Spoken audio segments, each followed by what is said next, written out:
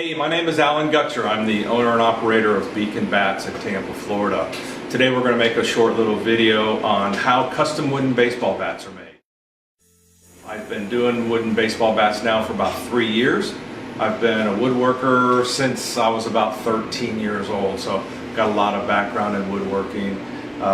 Saw how wooden bats are made, got really interested, started making them as a hobby for my son Danny, who is a junior at Gaither High School now, and it's just blossomed into a home-based business, and we're hoping to grow a little bit. So how we're going to make our bat today is we're going to choose the billet that the customer wants.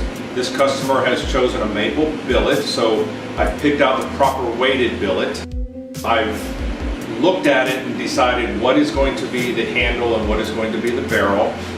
And as we come over here to the CNC machine, we find the center of the billet, we make a small indentation in it so the drives can make it work, and then we program the CNC machine in for that particular bat program, and then we let the machine start cutting it.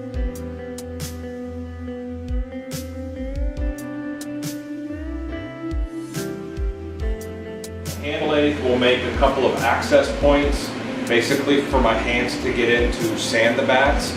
One on the barrel, one on the end of the knob, and then we go through the sanding process. We go through 6 different grits of sandpaper, starting at 80 grit all the way up to 220.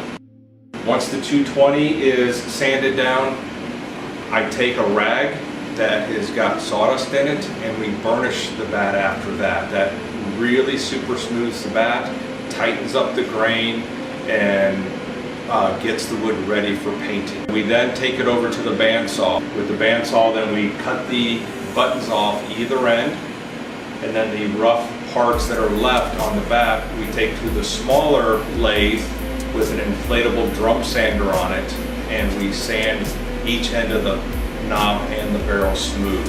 From that process, then it's ready to go to the paint department. We're going to put it on the little hand lathe, I guess is what I've made. I'm going to put a piece of painter's tape on that. That's going to give us a nice clean line from when we dip our bats. We go over to the dipping station. We've stirred up our paint. We've dipped the bat in there. We've pulled it out very slowly, let most of it run off the edge, and then we hang it up to dry. After about 5 minutes, we'll clean up any drips that are on the end of the barrel, and we'll let that dry for between 2 hours and 24 hours, depending on how many bats I'm doing. Once the bat is totally finished and it's ready for the laser engraving, we set up the program for the Beacon Bats logo. We make sure that the bat is level, and then once we determine where the logo is going to be on the bat, we make sure that the laser engraving head is 2 inches above the bat.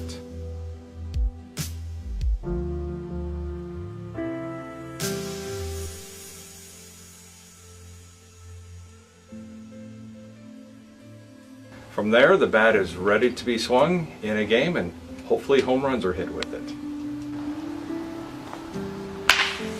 Again, my name is Alan Gutcher from Beacon Bats. A little bit of background about me is I got really heavily involved with woodworking in my 7th grade shop class down at Coleman Middle School in South Tampa. Off and on through my 54 years now that I've been on this planet, I've done all kinds of woodworking, making decks and furniture and things like that. 4 or 5 years ago, I was watching some YouTube videos and saw wood turning on there, got very interested. Talked my wife into buying a lathe, and I started teaching myself how to turn things. Spent a 1.5 years or so making a lot of sawdust, teaching myself how to make pens and bowls, wine bottle stoppers and things like that, and then started making baseball bats as a hobby for my son. He would take that bat to a game or to a practice, and before you know it, his teammates were asking him, "Where'd you get that bat?" They wanted one, they told 2 friends, and here it is a few years later. This is what we're doing full time now, making bats as a living. So I enjoy it.